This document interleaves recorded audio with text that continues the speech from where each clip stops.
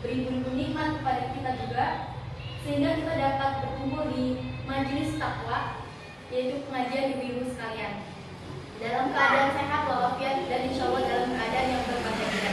Amin ya robbal alamin. Ibu-ibu semua, apa kabar? Alhamdulillah. Semoga selalu baik-baik saja. Semoga selalu dalam lindungan Allah.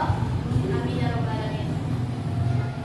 Ibu-ibu, marilah kita renungkan firman Allah dalam Quran surat Al-Anbiya ayat pertama yang berbunyi, A'udzubillahi minasyaitonir rajim.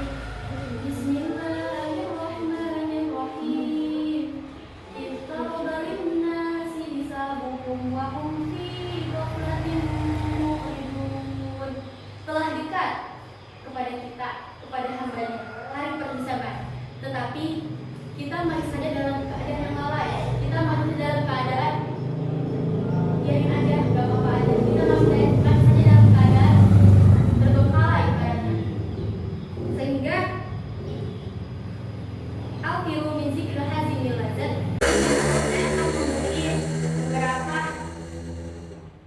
beberapa pelajaran mengenai kematian, mengingat kematian. Jangan kaget, jangan kaget. Ya, tenang ibu, tenang. Sehingga mari kita renungkan, ibu sekalian, Allah SWT berfirman, al-firu zikril hazimil lazat, perbanyaklah sesuatu yang dapat mengingat kematian, yang dapat menghilangkan kita dari kenikmatan hidup dan kelezatan hidup. Apa itu? Mengingat kematian. Ibu-ibu semua tahu nggak bahwa mengingat kematian itu hobi para nabi. Itu hobi yang lumayan unik, yang nggak kita punya. Bahkan kita kalau bisa dibilang, hobi kamu apa sih? Hobi ibu apa sih? Masak, ya kan? Cuman hobi para nabi ini beda, istimewa gitu. Mungkin ada juga di antara kita yang hobinya sama dengan nabi, tapi inilah yang menjadi keistimewaan, yaitu nabi itu sangat menyukai mengingat kematian. Gitu, teman-teman. Ibu-ibu semua, sadarkah kita bahwasanya kita seringkali dilalaikan oleh kenikmatan hidup dan kelezatan hidup. Apa itu yang dapat melalaikan kita dari kenikmatan dan kelezatan hidup? Yaitu yang pertama adalah hiburan, entertain. Yang kedua adalah masalah pekerjaan. Yang ketiga duniawi, percintaan, bahkan lingkungan juga. Sehingga maka dari itu, apa sih yang dapat mengembalikan kita ke jalan kebaikan Allah? Yaitu mengingat kematian, zikrul maut. Ulama mengatakan ada beberapa keistimewaan bagi seorang yang suka mengingat kematian. Pertama adalah takzil taubat. Karena orang-orang yang suka menunda-nunda taubat, biasanya ia lupa akan kematian. Ia lupa bahwasanya entah 1 detik ke depan, entah 2 menit ke depan, kita akan meninggal. Itu yang namanya takzil taubat, orang yang suka mengingat taubat. Dan itulah keistimewaan orang yang suka mengingat kematian. Dia tidak akan menunda taubat, tidak akan nanti aja, nanti dulu, tidak akan.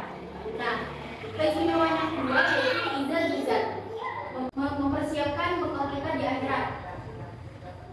Walaupun nafsu maqaddamat, hendaklah seorang memperhatikan apa yang harus dia siapkan untuk hari esok, yaitu hari kematian. Apa saja sih yang telah kita siapkan untuk hari kematian? Bukan kuburan, bukan kain kafan ataupun harta, tetapi yang harus kita siapkan adalah amal soleh, perbuatan baik kita.